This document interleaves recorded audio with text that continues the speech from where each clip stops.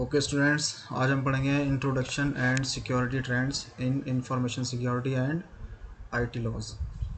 तो information security की ज़रूरत क्यों होती है हमें? इंफॉर्मेशन सिक्योरिटी की ज़रूरत हमें इसलिए होती है क्योंकि हमें अपनी इंफॉर्मेशन को सिक्योर करना होता है आउटसाइड थ्रेट से, अनऑथराइज्ड एक्सेस से। क्योंकि आजकल आपने देखा होगा कि बहुत सारे अटैक्स हो सकते हैं हमारे ऊपर अगर हम अपनी इंफॉर्मेशन को सिक्योर नहीं करेंगे। और इसकी नीड क्या है? देखिए, मैंने यहाँ पर पहले से नोट डाउन कर रखा है सब कुछ। प्रोटेक्टिंग सेंसिटिव इन्फॉर्मेशन, हमें सेंसिटिव इन्फॉर्मेशन को प्रोटेक्ट करने की ज़रूरत है। बिकॉज इससे क्या हो सकता है, हमारा पर्सनल इन्फॉर्मेशन का लॉस हो सकता है, फिनेंशियल डेटा का लॉस हो सकता है, और हमारे ट्रेड सीक्रेट्स क्या हो सकते हैं, लूज हो सकते हैं। जिससे जो दूसरी पार्टी है वो इसका क्या कर सकती है, मिसयूज़ कर सकती है, और हम क्या कर हो सकते हैं, हमारा लॉस हो सकता है। And mitigating risk, various types of risk इसमें इन्वॉल्व हैं, जैसे डिनाइल ऑफ सर्विस हो गया या वायरस अटैक हो गया। तो इन सब चीज़ों से बचाने के लिए हमें किसकी ज़रूरत है? Information security and IT loss की।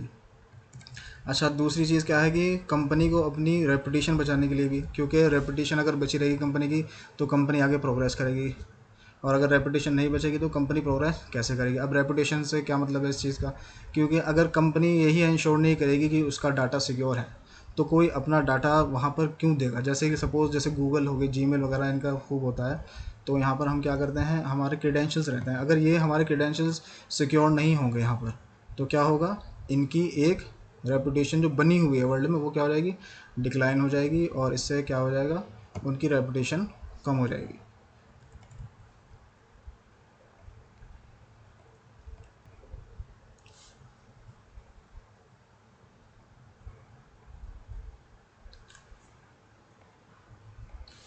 तो हमें ये पता चला कि इंफॉर्मेशन सिक्योरिटी की ज़रूरत क्यों है। ठीक है, हमारा डेटा क्या हो, लॉस ना हो। जैसे कि हमारी कीमती चीज़ें होती हैं हमारे घर में, हम चाहते हैं कि हमारी वो चीज़ें लॉस ना हो, इसलिए हम उसमें ताला लगा के रखते हैं, या क्या कहते हैं, की लगा के रखते हैं, ताकि केवल ऑथराइज्ड पर्सन जो है उसको यूज़ कर सके। इसी तरीके से इंफॉर्मेशन के लिए भी ऑथराइज्ड पर्सन ही यूज़ कर सके, इसलिए हमें इंफॉर्मेशन सिक्योरिटी की ज़रूरत है। अब जाते हैं हम प्रिंसिपल्स ऑफ,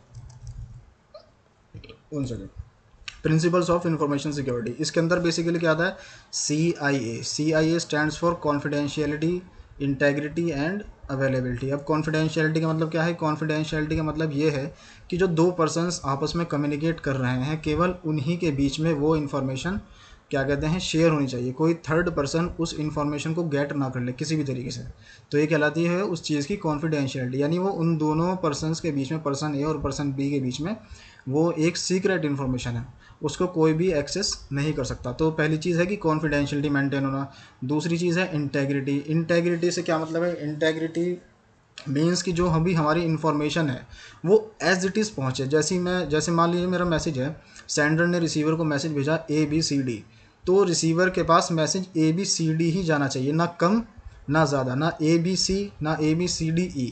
समझ रहे हैं ना आप जो मैं कहना चाह रहा हूँ? यानी कि जो मेरा मैसेज है एज इट इज़ वो वहाँ पर पहुँच जाए, तो ये मेरे मैसेज की क्या कहलाएगी, इंटेग्रिटी। तो दूसरा प्रिंसिपल क्या कहता है कि हमारे इन्फॉर्मेशन की इंटेग्रिटी मेंटेन रहनी चाहिए। तीसरी चीज़ क्या आती है इसके अंदर, अवेलेबिलिटी।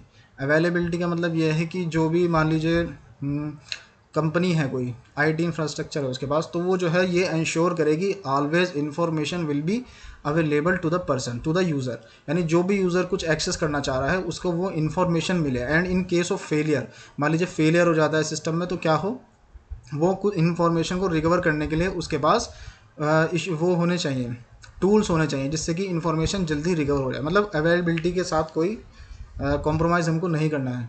ठीक है, ये भी, वरना क्या हो जाएगी, ये एक प्रॉब्लम हो जाएगी प्रिंसिपल के साथ इंफॉर्मेशन सिक्योरिटी की।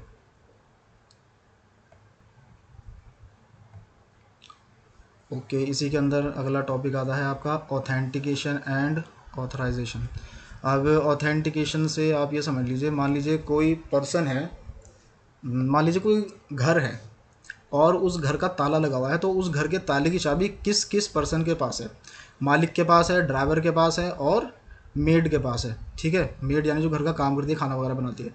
अब यह है कि ऑथेंटिकेशन मतलब यह है कि ये तीन पर्सन ही उस घर के ताले की चाबी को खोल सकते हैं। तो ये क्या होगी, ऑथेंटिकेशन। इन तीन के अलावा अगर कोई खोलेगा तो इसका मतलब है कि ऑथेंटिकेशन के साथ क्या हो रहा है, कॉम्प्रोमाइज़ हो रहा है। ठीक है। तो इसी तरीके से इंफॉर्मेशन सिक्योरिटी सिस्टम्स जो होते हैं उनके अंदर भी ऑथेंटिकेशन लगाई जाती है। ऑथेंटिकेशन किस प्रकार से लगाई जाती है? With the help of ID and password. Generally यही होता है, जो बहुत पुराना मेथड चला आ रहा है। अब तो बायोमेट्रिक वगैरह भी आ गई है ऑथेंटिकेशन के लिए। तो ऑथेंटिकेशन कैसे हम लगा रहे हैं? आईडी पासवर्ड सिंपली कह सकते हैं इसको। तो दैट इज़ ऑथेंटिकेशन। एंड अब हम समझते हैं ऑथराइजेशन क्या चीज़ है। ऑथराइजेशन ये चीज़ है कि आपको एक्सेस तो मिल गया है सिस्टम के अंदर, लेकिन आप उस सिस्टम के अंदर क्या क्या कर सकते हैं। अब जैसे मैंने आपको प्रीवियस एग्जांपल दिया था मालिक का, मेड का और ड्राइवर का। तो मालिक को क्या एक्सेस है? मालिक कुछ भी एक्सेस कर सकता है, वो उस घर का मालिक है। कुछ भी, कहीं किसी भी कमरे में जा सकता है, कहीं भी टीवी ऑन कर सकता है, फ्रिज बंद कर सकता है, कुछ भी कर सकता है, वो मालिक है। ठीक है, ये हो गया उसका ऑथराइजेशन। अब मेड का ऑथराइजेशन क्या है? मेड केवल क्या करेगी? घर का काम करेगी, खाना बनाएगी, लेकिन उसके अलावा वो और कुछ काम नहीं कर सकती। ये सिर्फ उसका ऑथराइजेशन है, यानी कि जिस चीज़ की उसको अथॉरिटी दी गई है काम करने को, केवल वो उतना ही काम करेगी। एंड लाइकवाइज ड्राइवर क्या कर सकता है? ड्राइवर जस्ट जाएगा नीचे गैराज में, जाएगा, कार को निकालेगा, चलाएगा और फिर दोबारा कार को क्या करेगा? वहाँ पे पार्क कर देगा। तो हमने देखा कि ऑथेंटिकेट तो तीनों पर्सन है उस घर में सिस्टम में एंटर करने के लिए, लेकिन उनके पास एक्सेस कैसे कैसे हैं? अलग अलग है। मालिक का एक्सेस अलग है, मेड का एक्सेस अलग है एंड ड्राइवर का एक्सेस अलग है। लाइकवाइज इंफॉर्मेशन सिस्टम्स में भी हम क्या करते हैं कि अगर हमने मान लीजिए इसी प्रकार से यूज़र को ऑथेंटिकेट तो कर दिया है सिस्टम यूज़ करने के लिए, लेकिन हमने ऑथराइज किस किस चीज़ के लिए कर रखा है? क्या वो सिस्टम में चेंज कर सकता है इन्फॉर्मेशन में, या केवल वो उसको एक्सेस कर सकता है, या मॉडिफाई नहीं कर सकता, डिलीट कर सकता है? ये सब चीज़ें क्या कहलाती हैं? ऑथराइजेशन। मतलब वो क्या क्या ऑपरेशंस परफॉर्म कर सकता है after entering the system, after entering the software, जो भी है। तो ये चीज़ कहलाती है ऑथराइजेशन। तो ऑथेंटिकेशन कैसे अचीव होती है? With the help of credentials, ID, password, biometrics, जो भी है, जो भी कंपनी अलाउ करती है। एंड ऑथराइजेशन क्या चीज़ है? ऑथराइजेशन है उसका एक्सेस सिस्टम में, वो एक्सेस क्या क्या कर सकता है उस सिस्टम के साथ, क्या क्या मॉडिफाई कर सकता है, क्या क्रिएट कर सकता है, क्या रीड कर सकता है, लाइक दैट।